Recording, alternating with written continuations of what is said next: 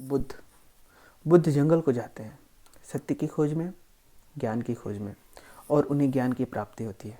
लेकिन घर परिवार को छोड़कर चले जाना, कई बुद्धिजीवियों को ये बात खटकती रहती है।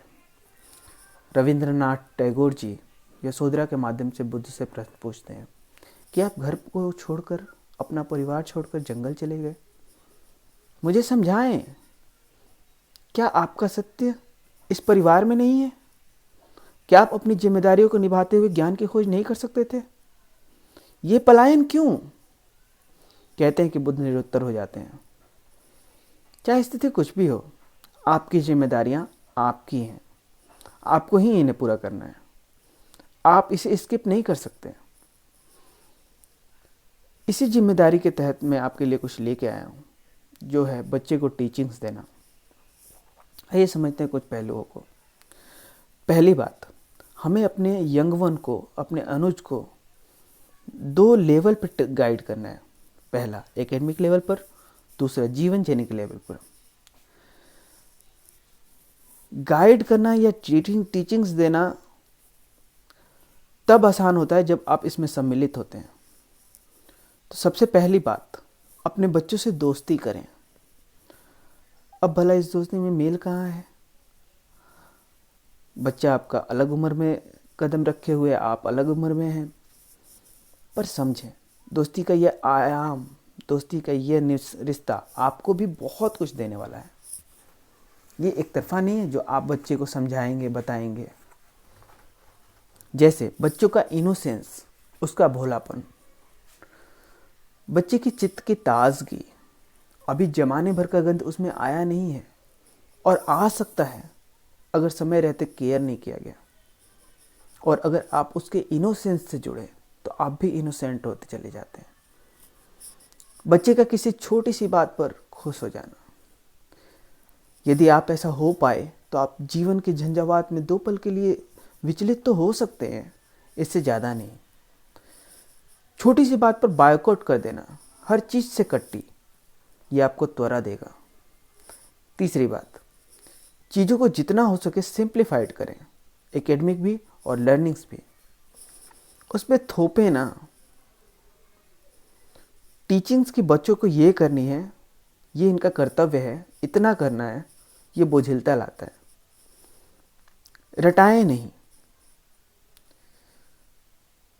मेमोरी बढ़ाने से कुछ नहीं होगा। 100 रुपये में मेमोरी कार्ड अवेलेबल है मार्केट में। आप समझ सकते हैं कि समझ विकसित करनी कितनी जरूरी है। आदर्श देने की बजाय आप आदर्श स्थिति में आए। बच्चा वो सब कम सीखता है जो आप बताते हैं, जिनका गुणगान करते हैं। वो आपके बीइंग से अर्थ निकाल लेता है। जैसे आप होते हैं वो वैसा होता चला जाता है। बच्चे को सपोर्ट करें, हावी ना हो। आपने विलेज लाइफ अगर जी है तो देखा होगा किसान को हल बैल चलाते हुए। अगर नहीं देखा तो भी कोई बात नहीं। किसान कभी बैलों को चलने के लिए कहे, ये रेयर होता है, ना के बराबर। वो बस गाइड करता है। अगर बैल लेफ्ट जाने लगे तो वो राइट का रस्सी खींचता है, और राइट जाने लगे तो लेफ्ट का। मगर ये काम इतनी होशियारी से करता है, इतने धैर्य से करता है कि बैल बिल्कुल सहज रहते हैं। ठीक यही करना है।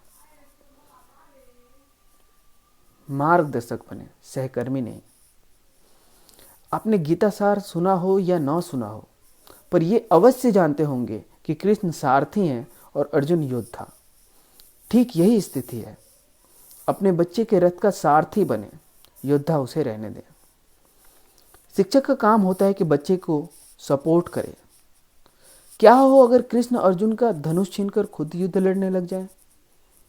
अब इसमें, इस स्थिति में, चाहे पांडव जीते या कौरव, अर्जुन का तेज इसमें प्रकट नहीं होगा। और असली बात केवल यही है। खुद को संयमित करें, प्रेमपूर्ण बने। आप देख रहे हैं ना, बात सिर्फ आपकी हो रही है। क्यों? एक अंग्रेजी की कहावत है, child is the father of a man. और ये सत्य है कि हर तरफ से बच्चे से जुड़कर आप सीखते चले जाते हो, आपका विकास होता चला जाता है।